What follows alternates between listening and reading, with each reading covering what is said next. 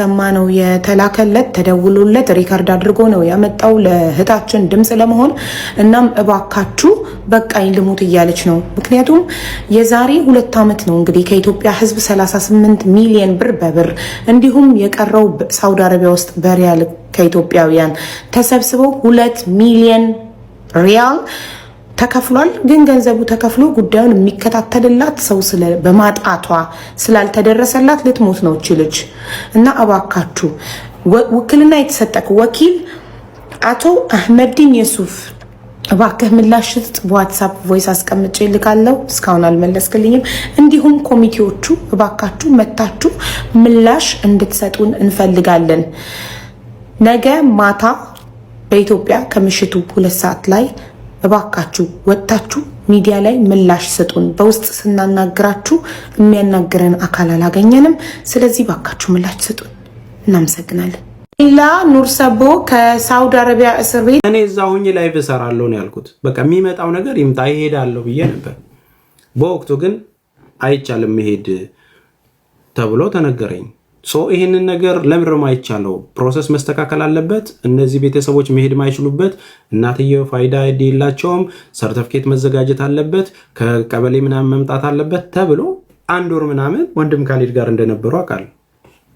ከዛ መጣሁን ወደ ውጭ። አሁን ይሄ ነው ያለው ነገር። የዛሬ 1 ወር ከምናምን ነው ማወራችሁ። እዛ ሀገር ቤት ስቲል ሀቢባ እንኳን ኢትዮጵያ በመጣችሁ ጊዜ እዛ የሆነ የውጭ ጉዳይ እንትኖችን በአረብ ሀገር ባሉ ላይ ችግር የሚደርስባቸውን እባካቸው እንዲተባበሩን በሚለው ቪዲዮ ሰርታለች። አገኘዋቸው ከዚህ በኋላ ማንንም እንትን አንልም ሊተባበሩን እንትን ብለዋል ብላ የሴቶችና ምናምን ሚኒስቴር፣ የውጭ ጉዳይ ሚኒስቴር እነዚህን ሁሉ አግኝተን ስለ ሌላ ጉዳይ እየጠየቅን እንደሆነ ታውቃለች። እሷም እዛ ባለችበት ጉዳዩን አንስቼ ስጠይቅ እንደነበረ ማለት ነው። ምንድን ነው ዞሮ ዞሮ አሁን ይሄ ክሬዲት የምንይዝበት አይደለም። አንዳንዴ ምን አለ መሰላችሁ ደክማችሁ ለፍታችሁ ስንት እንቅልፍ ያጣንበትን ጉዳይ አንዳንድ ሰው መጥቶ እንደዚህ የሆነው እኮ እንዲህ ስለሆነ ነው ብሎ ብቻ ሜዳሊያ ለመውሰድ ወንድሜ እንደዛ ማትጃጃሉ። አንዳንዶቻችሁ አሉ በቃ የሆነ ነገር ቪዲዮ ለጥፎ እቺ ልጅ የት ሄደች እንደው ምናምን ቶሎ ተናገሩም ብሎ ቪዲዮ ይሰራል። እናንተ እንደዚህ አቧሚራ ተስፋዬ ምናምን ነው። ይሄ የቲክቶክ ድራማ ነው። እውነታው ምን ያህል እንደደከመን ምናቀው እኛ ነን። ምን ያህል እንደደከምኩ ማቀው እኔ ነኝ። ያንን ነገር ስትጠይቁ ደግሞ እንዲህ ተብሏል አይደለም ማስረጃ እንዲህ ሆኗል። እኔ ታማለችን አልሰማሁም። ይሄው ከእናንተ እኩል ነው ዛሬ ሰማሁት።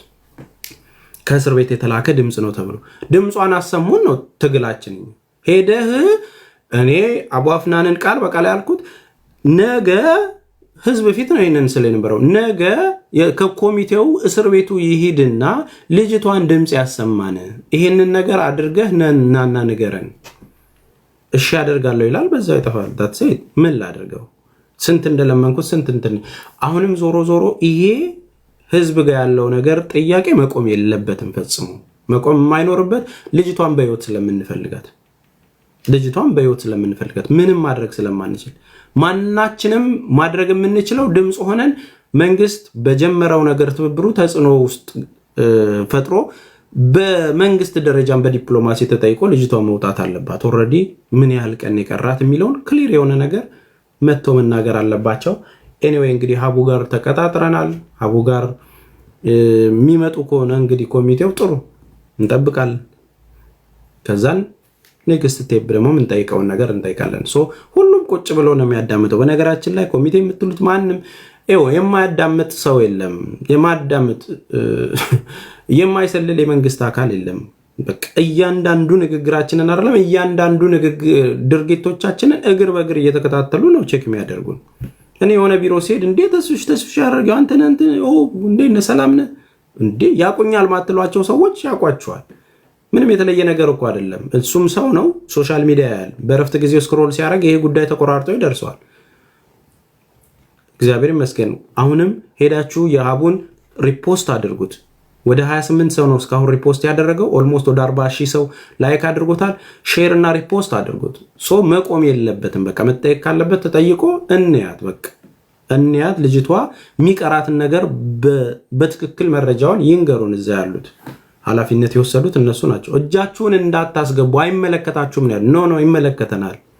ጥላችን ይሄ ነው። ቲም ሌይላና እዛ ያለው ኮሚቴ ጥሉ ዋና ነገሩ እጃችሁን እንዳታስገቡ ነው እናንተ ሚል እኛ ደግሞ እናስገባለን። ከህዝብ የተሰበሰበ ብር የትም መሄድ ስለሌለበት የጎደለውን አካውንት ንገሩን፣ እኛ አስቀይረን እንልካለን። ዳትስ ኢት። ያንን ያደረግነው እዛ የተነገረውን ሂሳብ ከውጭ ጉዳይ ሚኒስቴር ይሄ ብርን የጎደለው ይህንን ነገር በኢትዮጵያ መንዝራችሁ ላኩልን ተባለ።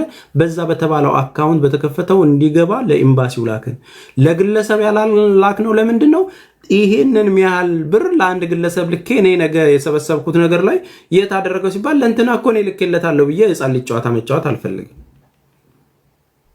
የባንክ አራጂ ቁጥር ቀጥታ ይግባ ያን መግባት አይቻልም ሲባል በኤምባሲው እንትን ይግባ ተብሎ ሲወስን ኦኬ መንግስት ነው በኮንፊደንስ መጠየቅ እችላለሁ። በቃ ያንን ነገር ይሄ የገባበትን ነገር በመንግስት አካውንት ነው የገባው እኔን አትጠይቁ ማለት እችላለሁ።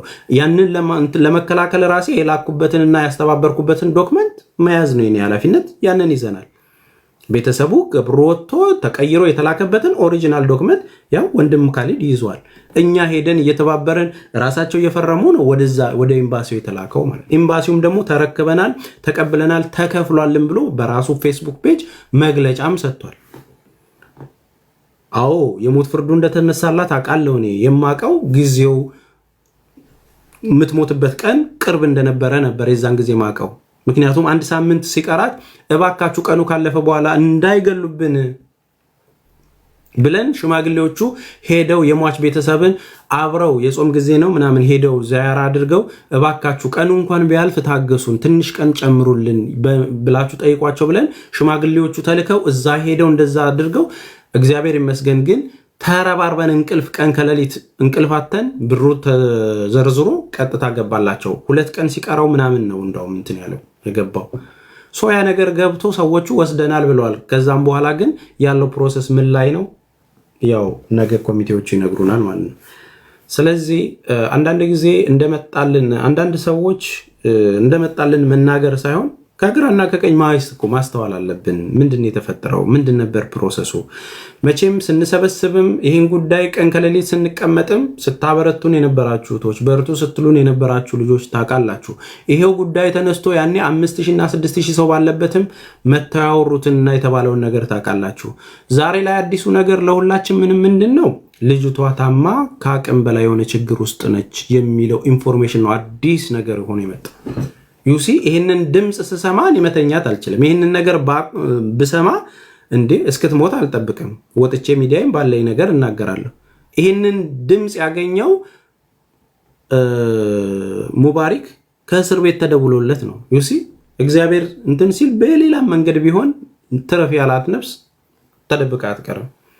እነዛ የታሰሩ እህቶች ያንን ድምፅ ላኩ፣ ጉዳዩን ይዞት መጣ ማለት ነው። ቴንኪው። በነገራችን ላይ ሙቤ በጣም እግዚአብሔር ውስጥ እኔ ምንም ዳውት የለኝም። የኔንም ጥያቄ ነው ያነሳችሁት። እያንዳንዱ ጉዳይ እኔ ማየት የምፈልገው መጨረሻ ነው። የኔ በቃ ማለት በእርዳታ ታሪክ ውስጥ ነው የምነግራችሁ። እንደዚህ አይነት 38 ሚሊዮን 2 ወር ሙሉ ቁጭ ብሎ ላይቭ አስተባብሮ ሰብስቦ ብር መላክና ህይወትን ማዳን ለኔ ትልቅ የህይወት ሰክሰስ ነው። በልጅ የማገኘው ማለት ነው ትልቅ በረከት ነው ምለው ነው። ያንን ፍሬ ለማየት ደግሞ ከማናችሁም በላይ እኔ እጓጓለሁ፣ ከማንም በላይ ማለት ነው። እንደዛው ደግሞ ቤተሰብ ጋር ማሰብ ነው። እንደዛው ቤተሰብ ጋር ያለውን ነገር ማሰብ ነው። ቤተሰብ እንዴት ነው የሚጨነቀው? እንዴት ነው የሚያለቅሰው? የሚችለው ልጆቹ ነው ሊነግሩ። እናትና አባት እኮ ሽማግሌዎች ናቸው፣ አሮጊትና ሽማግሌ ናቸው። ምንም ሊነግሩ አይችልም።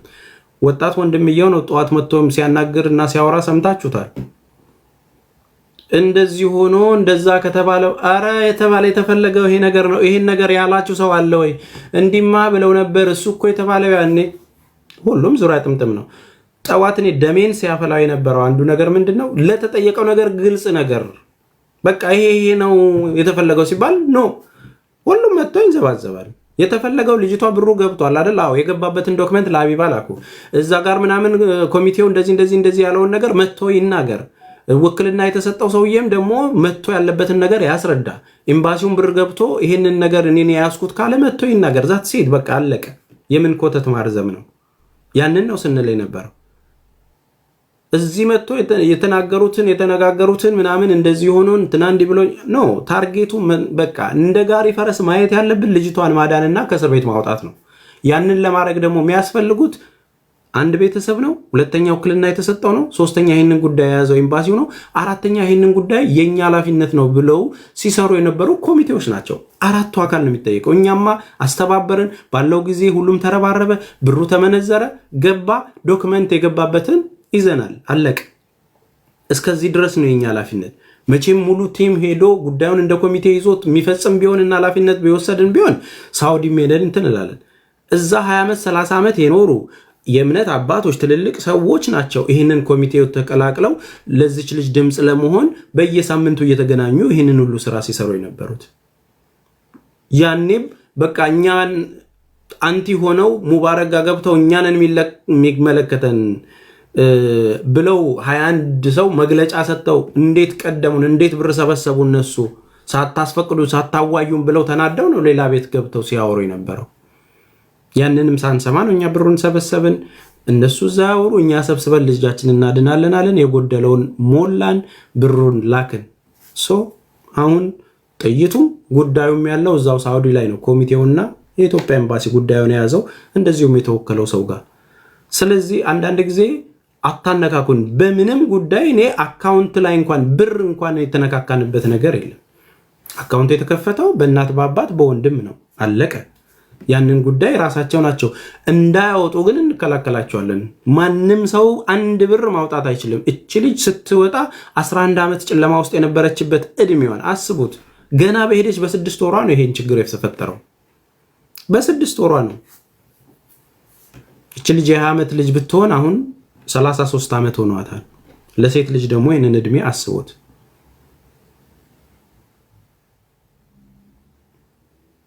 ተግባባን? አሁንም ታርጌት